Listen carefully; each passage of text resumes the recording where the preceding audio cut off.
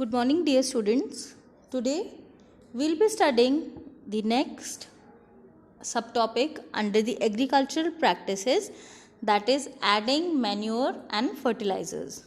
Okay, so till now we have studied the two subtopics. The first one is the preparation of the soil and the next one was sowing. So now let's study about adding manure and fertilizers. Adding manure and fertilizers is an important agricultural practice which is most useful for the production of crops. So now let's just see what do you understand by the term manure. So manure are the nutrients which are added to the soil for healthy growth of the plants. यानी कि जो manure होते हैं they are the nutrients which are being added to the soil for the healthy growth and development of the plants, ताकि जो आपके plants हैं उनकी growth क्या हो सके, healthy हो सके. And the continuous growing of crops makes the soil poorer in nutrients, because what happens when you regularly grow the crops, the fertility of the soil gradually decreases, and due to the decreased fertility आपने देखा होगा कि जो plants होते हैं उनकी growth proper नहीं हो पाती है.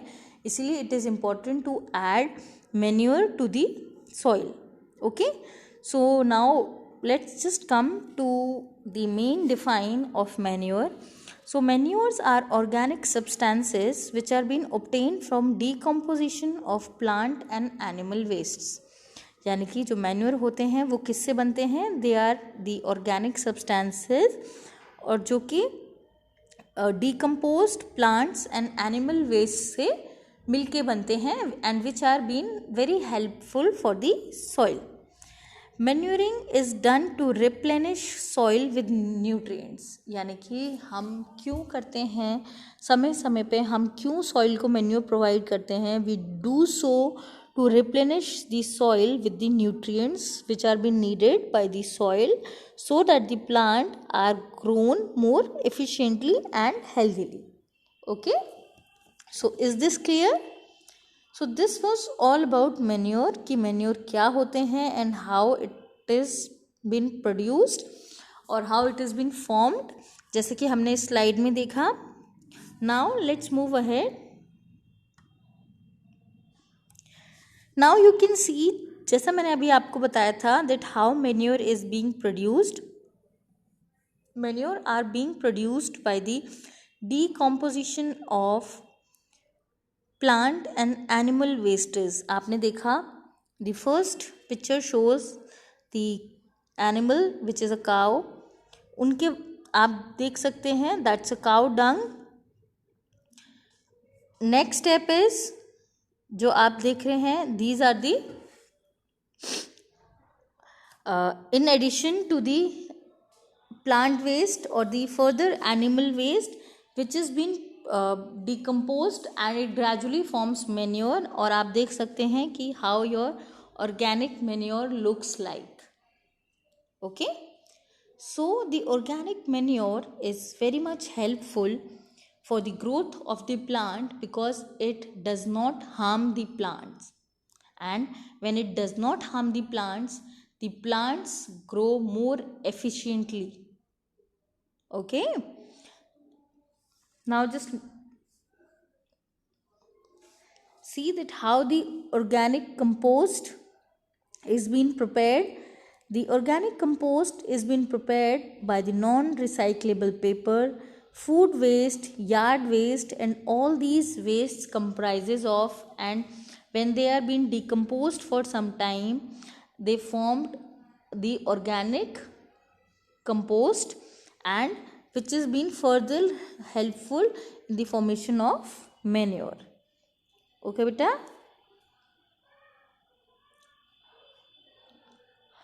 अब सवाल आता है कि आपका मैन्योर तो रेडी हो गया, लेकिन how the manure needs to be move to the fields. तो जो मैन्योर है वो फील्ड्स तक कैसे पहुंचेगा. आपने देखा होगा the manures are gradually been dropped to the fields, या जो आपकी एग्रीकल्चरल क्रॉप्स होते हैं वहाँ तक either they are been disposed by the farmers hands, or now these days it is being used by various agricultural tools, जैसे कि आपने देखा होगा tractors. What does the tractor do? The manure are being spread in the fields with the help of the tractors. Okay, so tractors are used for manuring the fields.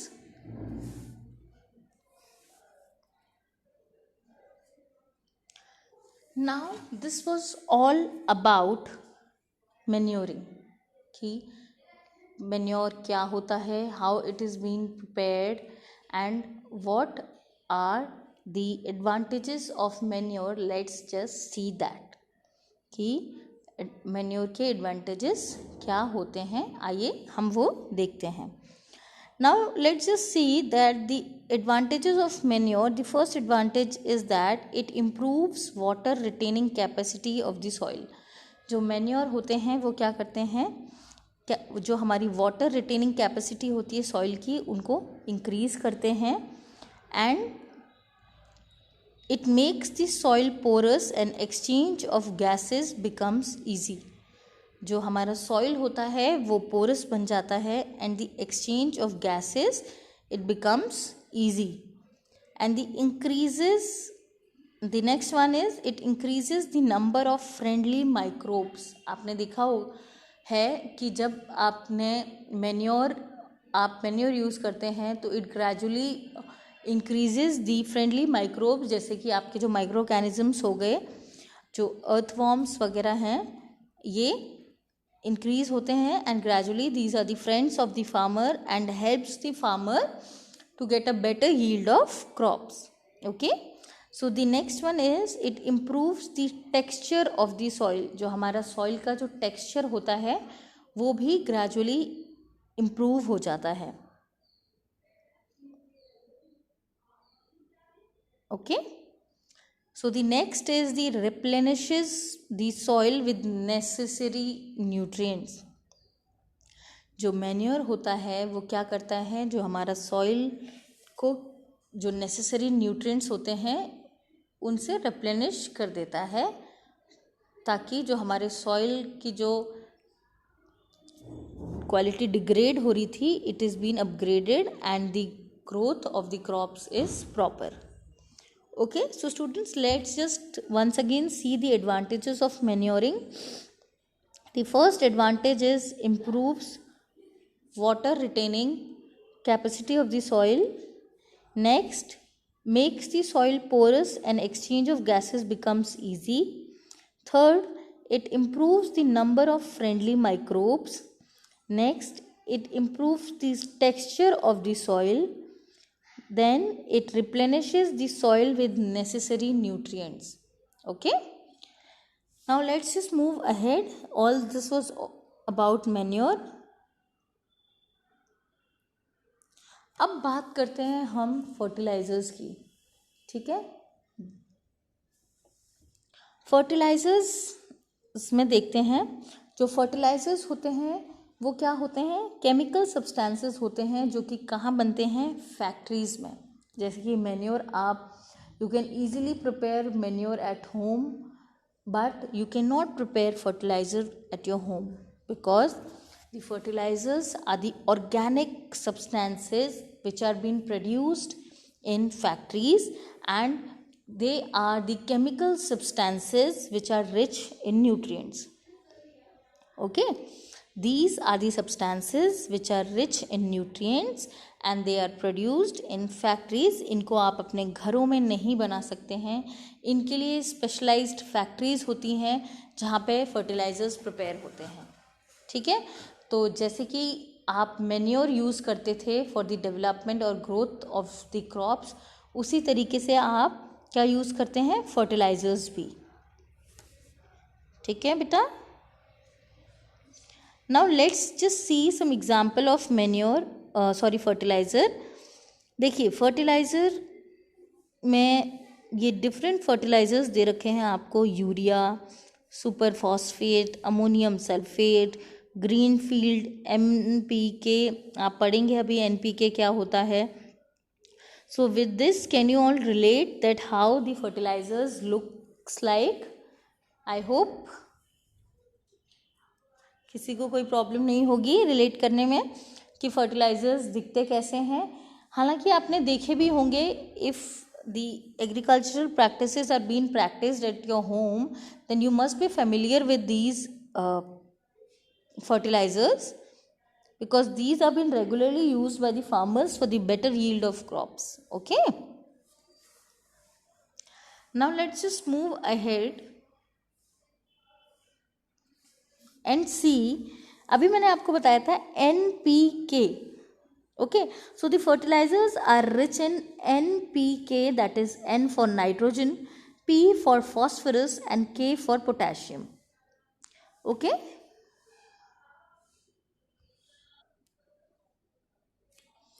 yes students, as I've explained you that NPK, what does this NPK stands for? आपने देखा कि green field, जो मैंने आपको एक example दिया था fertiliser का.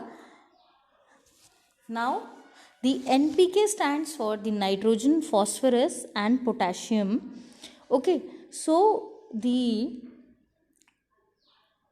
nitrogen, phosphorus and potassium are the particular plant nutrients which are in the chemical fertilizers. Okay, क्योंकि जो आपके chemical fertilizers होते हैं, they are been rich in a particular plant nutrient, जैसे कि या तो नाइट्रोजन में या फॉस्फोरस में या पोटेशियम में.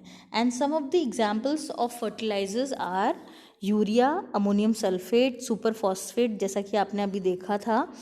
And these chemical fertilisers are nutrient specific. Nutrient specific जैसे कि this means that a chemical fertiliser can provide only या तो नाइट्रोजन में स्पेसिफिक होंगे, या फॉस्फोरस में दे आर स्पेसिफिक, या फिर पोटेशियम में दे आर स्पेसिफिक. ओके, ताकि जिस भी न्यूट्रिएंट की रिक्वायरमेंट सॉइल को है वो न्यूट्रिएंट प्रॉपरली सॉइल को मिल सके. Okay, now the chemical fertilisers have plant nutrients in a concentrated form, so they provide quick replenishment of plant nutrients in the soil and restore its fertility. आपने देखा, मैंने आपको क्या बताया था अभी, मेन्योर और फर्टिलाइजर्स में यही बेसिक डिफरेंस है कि जो मेन्योर होते हैं उनकी जो प्लांट ग्रोथ होती है, जब आप मेन्योर डालते हैं सॉइल में तो जो प्लांट ग्रोथ होती है वो इंक्रीमेंट होता है प्लांट ग्रोथ में, बट उतना नहीं होता एज कम्पेयर टू फर्टिलाइजर्स, क्योंकि जो फर्टिलाइजर्स होते हैं they provide a quick replenishment of plant nutrients in the soil, और जो प्लांट्स होते हैं वो भी जल्दी ग्रो करते हैं because the soil it's restore its fertility. ठीक है,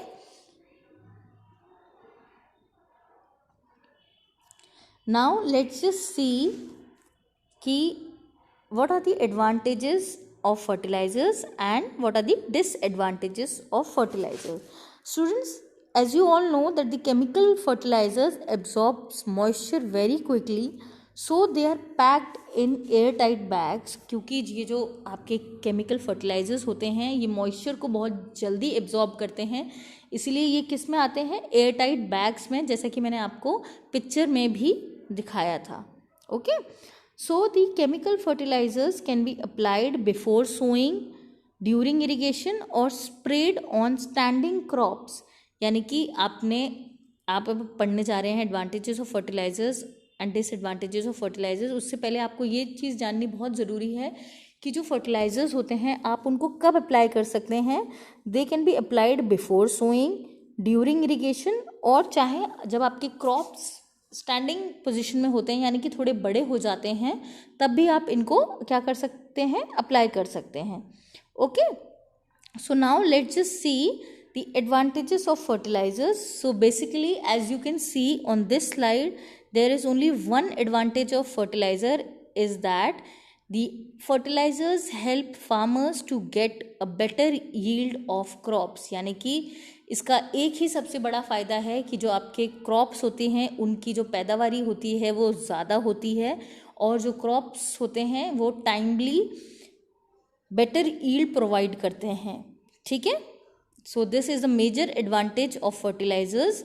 Now let's just see some disadvantages of fertilizers. Students, as you all know कि हर चीज़ के अपने फ़ायदे और नुकसान होते हैं, उसी तरीके से आपने देखा कि फर्टिलाइज़र्स के अपने फ़ायदे भी हैं और नुकसान भी, क्योंकि जब आप किसी चीज़ को ज़्यादा एक्सेस अमाउंट में यूज़ करते हो तो वो क्या है, हार्मफुल भी होते हैं. Okay, so let's just see some disadvantages of fertilizers. So the first one is, the first disadvantages of fertilizers it is that they becomes the source of water pollution. यानी उनकी वजह से जब हम एक्सेस यूज़ करते हैं fertilisers का तो क्या होता है, it causes water pollution in ponds, lakes and rivers etcetera. Okay, next, the fertilisers made the soil less fertile. जो फर्टिलाइजर्स होते हैं वो क्या करते हैं, जो सॉइल होता है उसको लेस फर्टाइल बना देते हैं, because they are highly acidic और एल्कलाइन इन नेचर. ठीक है, क्योंकि ये होता है, फॉर एग्जाम्पल आप देख सकते हैं जब आप एक्सेसिव यूज़ करते हो फर्टिलाइजर्स का, they can make the soil highly acidic और alkaline and this in return makes the soil less fertile. Is that clear? So the last one is the artificial fertilizers can often cause diseases. अब due to the advancement in science, fertilizers में जो artificial fertilizers आते हैं they gradually cause diseases, and उनकी वजह से क्या होता है कि जो farmers या जो भी लोग fertilizers use करते हैं they gradually get some defects or the diseases, and which is a major disadvantage of fertilizers. Okay, so now coming to the next part, which is the difference between fertilizer and manure. बेटा ध्यान से देखिए, आप दोनों के बारे में पढ़ चुके हैं. now you can clearly state the differences. fertilizers are inorganic salt. fertilizers are the chemical substances, क्योंकि ये क्या है, केमिकल्स से बनते हैं. They are been prepared in factories. Fertilisers does not humidify the soil. Fertilisers are rich in plant nutrients. ठीक है, rich in plant nutrients, तभी तो आपके जो क्रॉप्स होते हैं they give a better yield. These are the points which are under fertiliser. अब आप देखिए मेन्योर के बारे में जो आपने पढ़ा था कि जो मेन्योर होते हैं ये आपके नेचुरल सब्सटेंस होते हैं, ऑर्गेनिक सब्सटेंस होते हैं. ठीक है, ये क्या होता है, they are been prepared in fields because they are been formed by the decomposition of plants and animal waste. Next, the manure provides humus to the soil. जो ये मेन्योर होते हैं ये क्या करते हैं, they provide the humus to the soil.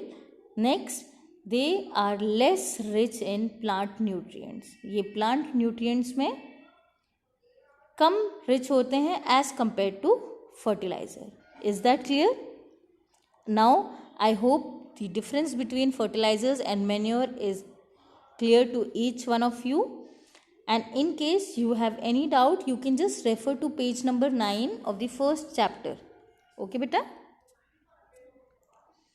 Now let's just conclude our today's class with the conclusion part, that manure are the organic substances which are being obtained from decomposition of plants and animal waste. जैसा कि मैंने अभी आपको पढ़ाया था कि जो manure होते हैं वो किससे बनते हैं, they are being formed from the decomposition of plants and animal waste.